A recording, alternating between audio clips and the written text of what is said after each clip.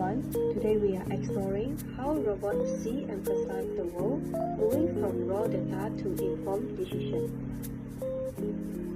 When you see a self-driving car stop for a pedestrian, it looks like magic. But it's not magic, it's just physics and mathematics happening thousands of times per second. To understand this, we need to look at the eyes of the machine, which is the sensor. Today we are focusing specifically on distance sensor. We are going to look exactly how a robot figures out how far away an object is. Humans use two eyes to judge depth, but many sensors use something called active perception. Think of a bat using echolocation. A bat screeches and waits for the echo to return.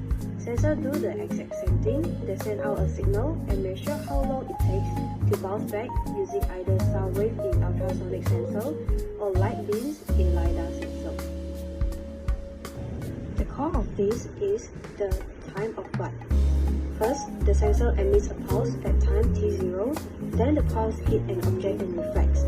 Lastly, the sensor detects the echoes at time t1. The time of flight is simply the difference between t1 and t0. However, the signal travels there and back. To find the distance to the wall, we must divide the total trip by 2. So we use this fundamental equation.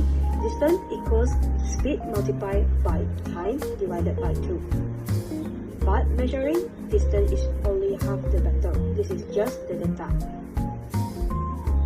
So sensor only provide numbers. Perception is the logic we write to give the number we need.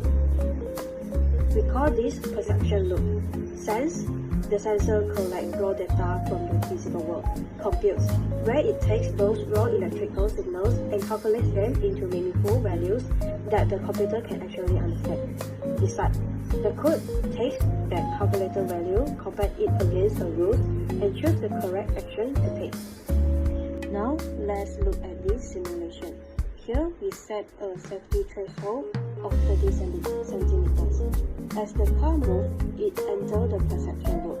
It compares every single reading against our threshold. The moment the sensor reads 29 centimeters, the condition becomes true.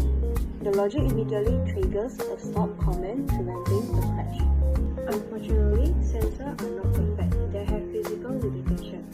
For example, soft materials like sponge cause absorption, where the echo never comes back.